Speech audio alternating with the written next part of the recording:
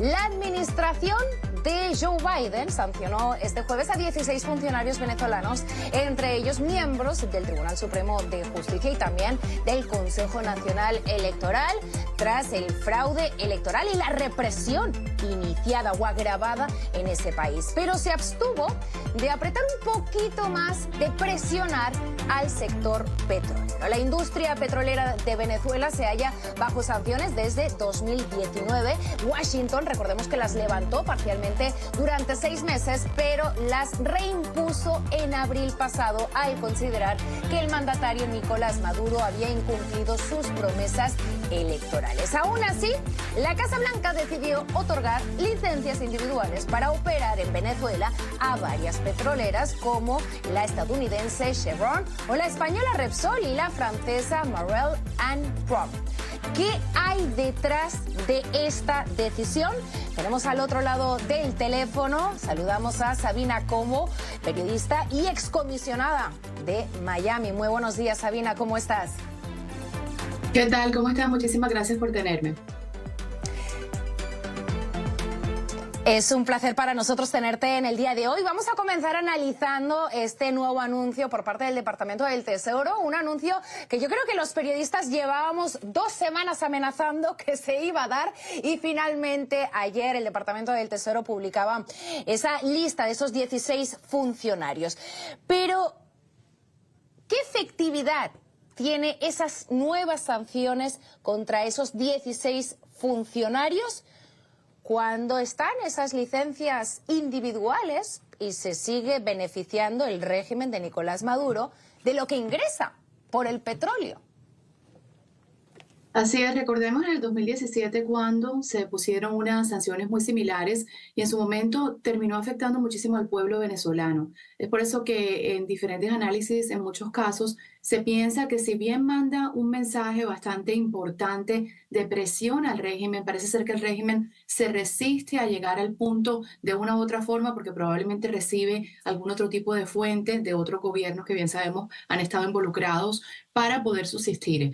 Hemos visto históricamente que las sanciones no han sido del todo efectivas en países como Cuba, en su momento las otras sanciones que se han impuesto en Venezuela, pero también hemos pasado por unos momentos en los que las sanciones se imponen bajo la administración de Biden, luego se retiran un poco para negociar la llegada a una posible democracia, a una elección que fuese legítima, que obviamente pues lo fue, pero que no fue reconocida, y después entonces parece ser que se echa para atrás. Es un momento muy complicado porque además Estados Unidos está a tan solo meses de elegir un nuevo presidente y eso pues también empeora la situación para Venezuela. Sabina, algunas voces apuntan a que, y justamente las has dado en el clave, ¿no? En el clavo, a las elecciones presidenciales, a que el establecimiento de todas las sanciones podría impactar a la economía venezolana y, consecuentemente, incrementaría la migración de venezolanos hacia Estados Unidos. Y justamente ese es uno de los principales temas electorales. ¿Cree que una de las versiones podría ser esa hipótesis? Pues tendríamos tan solo 2 meses para las septiembre, octubre, noviembre. Si estamos a menos de 2 meses para las elecciones aquí en los Estados Unidos, entonces sería demasiado prematuro pensar que se va a incrementar en esos 2 meses, pero puede ocurrir a un plazo no tan largo. Es decir, cuando las personas se comienzan a ver cada vez más en aprietos económicos y políticos con las persecuciones que estamos viendo en Venezuela, pues la inmigración continúa incrementándose. Aquí ha sido una gran controversia el tema de la inmigración, porque se pensó una vez más, y estamos viendo esto desde hace 20 años, cuando yo empecé mi carrera periodística, de que iban a tratar de solucionar la situación de la inmigración ilegal hacia los Estados Unidos y legalizar a los inmigrantes que ya estaban acá, que de hecho llevan muchísimos años esperando y pagando impuestos. Y continuamos extendiendo y extendiendo este problema tan grave que cada vez que hay elecciones se vuelve simple y llanamente un nuevo debate político, pero que en realidad no se soluciona.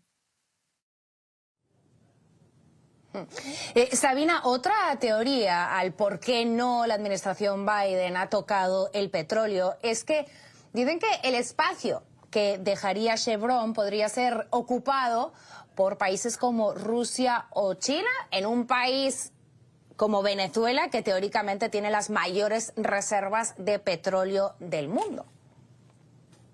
Pues es peligroso lo que nosotros estamos viendo con los apoyos que está brindando China y Rusia a Venezuela y creo que las administraciones, no solamente la de Biden en este momento que es la demócrata, sino las administraciones previas, tanto republicanas como demócratas, han dejado a un lado la importancia y el peligro tan fuerte que se está viendo en su propio patio, mientras que están obviamente involucrados en otros momentos políticos y socioeconómicos mundiales que si bien no le restan, sin restarle importancia a esos conflictos, tienen que mirar más hacia Venezuela. Es por eso que todavía me siento demasiado escéptica en referencia a lo que va a ocurrir, porque Estados Unidos tiene muy claro la reserva petrolera que tiene Venezuela. La gran pregunta, y creo que no la hemos podido responder en muchísimo tiempo, es por qué la presión y por qué en realidad no se ha involucrado como se ha involucrado en su momento con otros países del mundo, buscando una libertad para un país como Venezuela, que ya sabemos de hecho que está viviendo bajo una dictadura.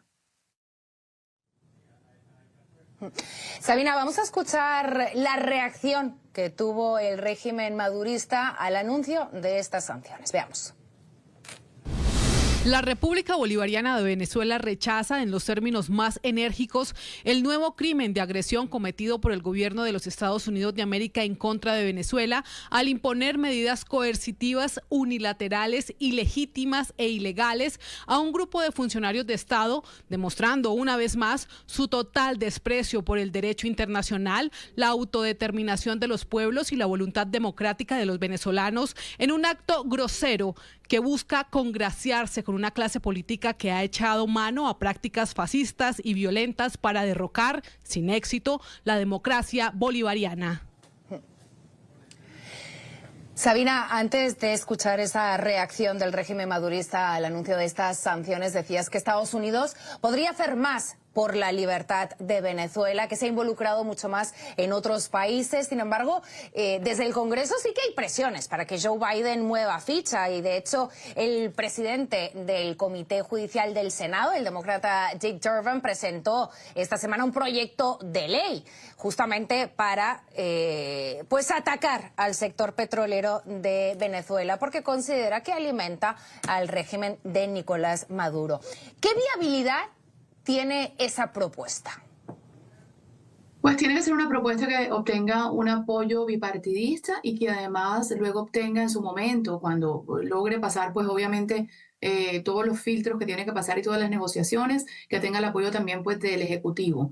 Entonces, es una ecuación muy difícil de analizar cuando estamos viendo que en muchos casos las sanciones en otros regímenes no han sido efectivas y continúan por años estos regímenes filtrándose de otro tipo de ingreso que de nuevo viene de otros países. Estados Unidos debería buscar una coalición importante con otros países que estén de acuerdo con poder ayudar a Venezuela y se ha tratado de hacer a nivel congresional, se han alzado las voces, la comunidad internacional en este caso, y lo hemos venido viendo desde hace un tiempo, ha estado muy atenta a poner la presión, pero el problema en Venezuela está bastante complejo y el tema petrolero es un tema que pudiese de repente, si ocurre esta legislación y si se lleva a cabo, poner una presión mayor, pero habría que ver porque históricamente pues no estamos viendo un caso para poder decir, mira, será efectiva o no será efectiva. Pero hay muchos componentes que se tienen que poner de acuerdo para que cualquier tipo de presión internacional funcione dentro de Venezuela en este momento. Sabina, y cuando decías anteriormente que Estados Unidos ha hecho más por otros países, ¿a qué países te referías? Bueno, Estados Unidos ha estado siempre muy involucrado en el Medio Oriente, y bien lo sabemos. Obviamente Estados Unidos tuvo un problema legítimo y obviamente todo el régimen talibán que estuvo después del 9/11 y desde antes ya haciendo presión a Estados Unidos. Esto hace que Estados Unidos en Medio Oriente pues empiece en su momento una guerra que fue controversial, es decir, otro tema. Sin embargo, cuando vimos el caso de Rusia con Ucrania, pues Estados Unidos también estuvo bastante presente. Dicho eso, no soy una persona, un analista, ni como periodista que abogo por ningún tipo de invasión ni de guerra. Y creo que además el régimen de Maduro utiliza esa retórica para decir que Estados Unidos es imperialista y va a invadir. Y bien sabemos que lo que no queremos es que se pierdan vidas. Sin embargo, el tema de Venezuela, si bien ha estado en la palestra pública por los últimos años, no ha tenido una, digamos, una... no no se ha involucrado Estados Unidos como tal, como lo ha hecho en otros países que están mucho más lejos. Y pues Latinoamérica es el patio de Estados Unidos y sabemos bien que Venezuela tiene sus alianzas con China y con Rusia, porque es una realidad, lo vemos con los apoyos. Y justamente la oposición venezolana en el exilio estuvo aquí en Miami a las puertas del consulado de Brasil para pedirle a Lula que interceda por esa solidaridad por los presos políticos, que ayude a la liberación de los presos políticos. Sabina, ¿se considera Lula un socio político de Venezuela, de igual forma que Colombia y de igual forma que México? ¿En qué punto estamos en esas relaciones y qué tan factible es que Lula pueda interceder por la liberación de todos los presos políticos? Ellos atendían a que él también fue un preso político, ¿no? La oposición venezolana en el exilio, me refiero. Yo tampoco he visto ningún tipo de señal contundente de que estos tres países van a dar una declaración similar a lo que mi colega acaba de mencionar. Y tampoco pienso que serían claves para poder negociar algún tipo de libertad para los presos políticos, porque hemos visto que son mandatarios que en parte han estado, como decimos nosotros los costeños, echando para adelante y echando para atrás. Es decir, ellos se presentan de una forma, saben que no pueden ser completamente ajenos a tener una relación con Venezuela, pero tampoco pueden ser completamente ajenos a tener relaciones con otros países, como por ejemplo con Estados Unidos.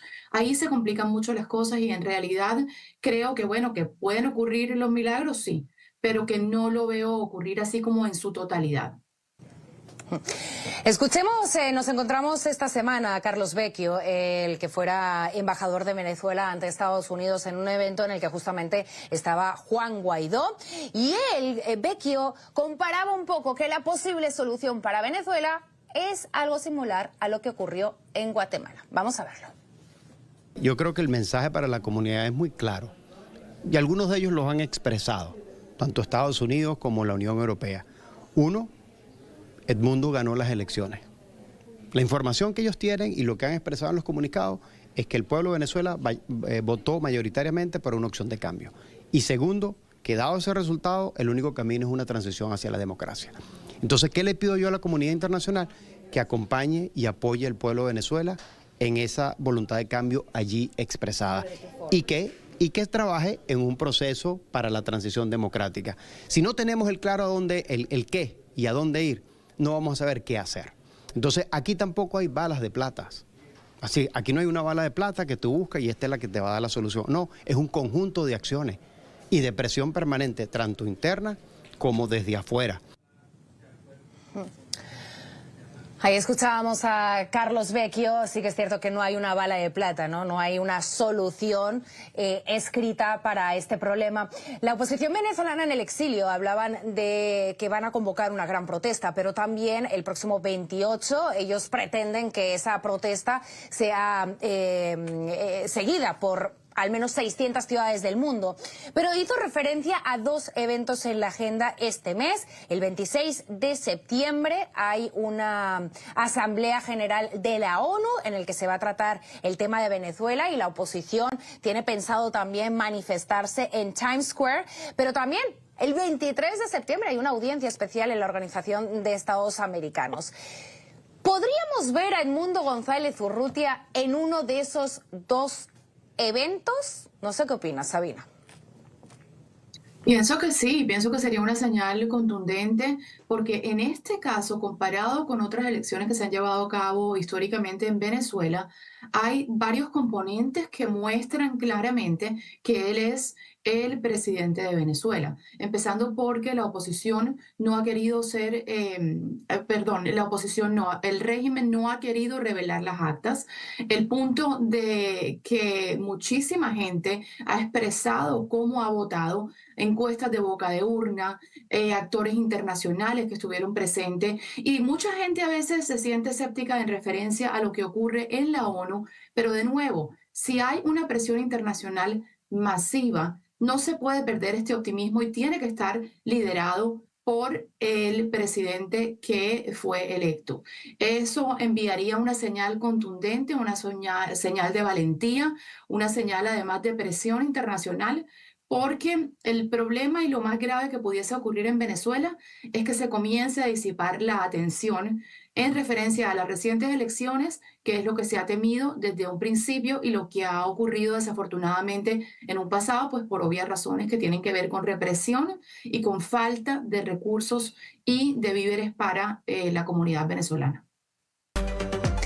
Inmediatamente después de finalizar el primer debate entre la vicepresidenta Kamala Harris y el expresidente Donald Trump, el director de comunicaciones de la campaña de la candidata del Partido Demócrata, Brian Fallon, publicó en la red social X: esto estuvo divertido, hagámoslo de nuevo en octubre. Y es que el mensaje estaba montado en la convicción del equipo de la vicepresidenta de que había logrado una victoria contundente frente al candidato republicano. 2 días después, Donald Trump respondió en Truth Social y también en ese evento de campaña en Arizona: no habrá un tercer debate. Tengo al otro lado del teléfono a Sabina Cobo y a Vanessa Vallejo. A pesar de la confianza mostrada por la campaña de Harris, justamente de que ese segundo debate para Trump, primero para Kamala Harris, fue todo un éxito, digamos que un segundo debate entre Harris y Trump podría representar un riesgo para la candidata demócrata, Sabina.